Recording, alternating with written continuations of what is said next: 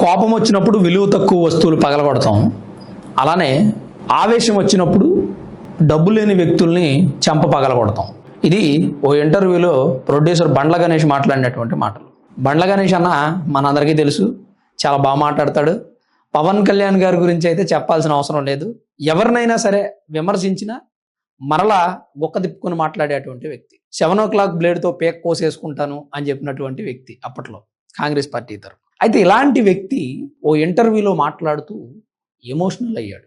మనం చూసాం రాజా రవీంద్ర యూట్యూబ్ ఛానల్లో ఒక హీరో నన్ను చెప్పు తీసుకొని కొట్టాడు. ఉత్తి పుణ్యానికి ఏం లేదు, సౌందర్య గారు చనిపోయారు, ఆ విషయం గురించి కూర్చొని అందరూ మాట్లాడుతుంటే సార్ అని నేను మాట్లాడుతూ ఉంటే లేచి కోపంగా చెప్పు తీసుకుని నన్ను కొట్టి వెళ్ళిపోయాడు. ఆ తర్వాత అతనే సారీ చెప్పాడు ఫోన్ చేసి.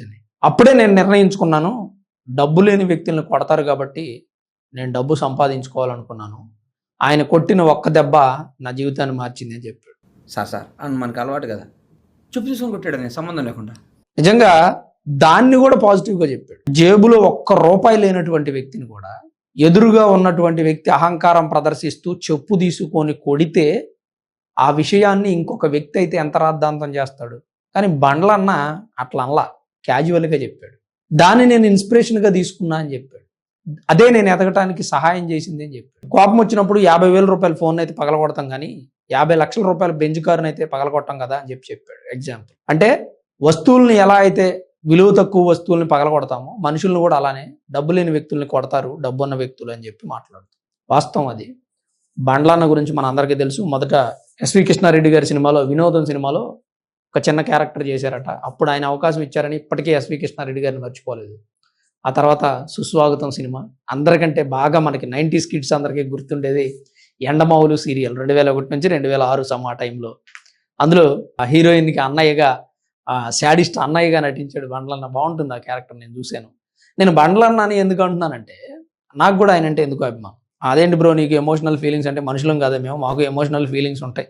కొంతమంది జర్నలిస్టులు ఎలాంటి వ్యక్తినైనా, ఎంత క్లోజ్గా ఉండే వ్యక్తినైనా సార్ అని గారు అని గౌరవించి మాట్లాడుతూ ఉంటారు. సరే, అది వాళ్ళ ప్రొఫెషన్, తప్పులేదు.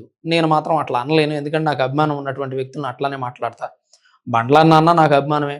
గతంలో రఘురామ గారి గురించి కూడా మాట్లాడాను. నేను రఘురామాన్ని సంబోధించడం కూడా జరిగింది. కొంతమంది నొచ్చుకున్నారు, కొంతమంది బాగుందని అన్నారు. మనకు అభిమానం బాగా వాళ్ళతో పరిచయం ఉంటేనో, వాళ్ళకి షేక్ హ్యాండ్ ఇస్తేనో రాదు. మనకు ఆ మనుషులు మాట్లాడే తీరును బట్టి కూడా మనకు అభిమానం వస్తుంది చూస్తుంటే.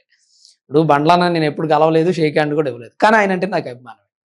నేను అలా కష్టపడి ఎదిగిన వ్యక్తుల్ని చాలా బాగా ఇష్టపడతాను, నేను చాలా బాగా అభిమానిస్తాను.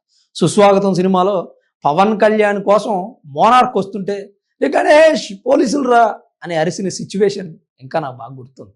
బండ్లన్న చెప్పినటువంటి ఒకే ఒక్క డైలాగ్ అయినా నాకు చాలా బాగా గుర్తుంది. సుస్వాగతం సినిమా నేను ఎన్నోసార్లు చూశాను. బండ్లన్న చేసిన ప్రతి క్యారెక్టర్ నాకు ఇష్టమే. రీసెంట్గా సర్లేరు నీకెవర్లు, రే 7 o'clock బ్లేడ్ గురించి చెప్పొద్దురా, మన ఇజ్జత్ తీసిందిరా అది అని మాట్లాడుతూ. అన్న యాక్టింగ్ బాగుంటుంది, ప్రొడ్యూసర్గా సక్సెస్ అయ్యాడు, లైఫ్లో మరి కాస్త సక్సెస్ అవ్వాలని మనందరం కోరుకున్నాం. ఇప్పుడు మరి రీసెంట్గా ఏదో కొత్త సినిమాకి ప్రొడ్యూస్ చేస్తూ ఉన్నాడు.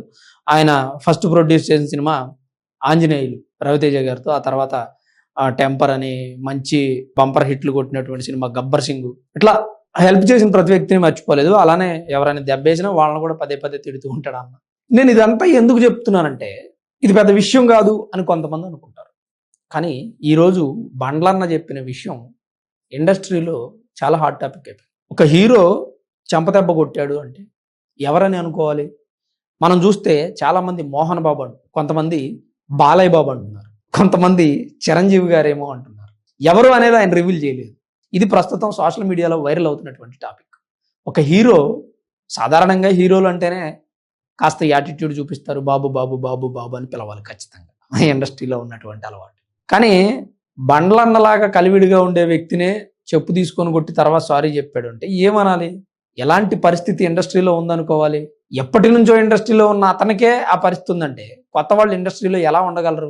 అంతకుముందు కూడా అనేక మంది మహిళా ఆర్టిస్టులు, ఇండస్ట్రీలో మహిళలకు ఒత్తిడి ఉంటుంది, శారీరక ఇబ్బందులు ఉంటాయి, ప్రొడ్యూసర్స్, డైరెక్టర్లు, హీరోలు, ఇక మీకు చెప్పేదే ఉంది, అది అలా చేస్తారు అని చెప్పి వస్తున్నటువంటి అనేక వార్తల సందర్భంలో మళ్ళీ బండ్లన్న ఈ మాట మాట్లాడడంతో ప్రస్తుతం ఇది సోషల్ మీడియాను కుదిపేస్తుంది. ఎవరు ఎవరు ఎవరు ఆ హీరో, ఎవరు బండ్లన్నను కొట్టిన హీరో ఎవరు అనేది హాట్ టాపిక్ అయిపోయింది. అసలు నేనైతే పలానా వ్యక్తి కొట్టాడు అని చెప్పలేను, ఎందుకంటే నాకు తెలియదు, దాని మీద ఐడియా లేదు. కానీ వీడియో చూస్తున్న మీలో ఎవరికైనా ఐడియా ఉంటే, సినిమా ఇండస్ట్రీకి సంబంధించిన వ్యక్తులు ఎవరైనా ఉంటే కామెంట్ చేయండి తప్పకుండా. మన వ్యూవర్స్ కూడా తెలుసుకుంటారు, ఓహో ఈ హీరో క్యారెక్టర్ ఇదా అని వారి మైండ్లో పెట్టుకుంటారు. అంటే ఆ హీరో క్యారెక్టర్ అదే అని చెప్పి ట్రోల్ చేయమని నేను చెప్పలే, కానీ అదే అనే ఆలోచన వచ్చినప్పుడు ఒక రకంగా తెర మీద ఉన్న హీరో బయట ఇలా ఉండడేమో అనే ఆలోచన అందరికీ వస్తుంది. కొన్నిసార్లు బండ్లన్న లాంటి వ్యక్తులు చెప్పినప్పుడు అది నిజమే అనిపిస్తుంది. బండ్లన్న కెరియర్కి ఆ ఇన్సిడెంట్ హెల్ప్ చేసినా కానీ జీవితాంతం మర్చిపోలేము.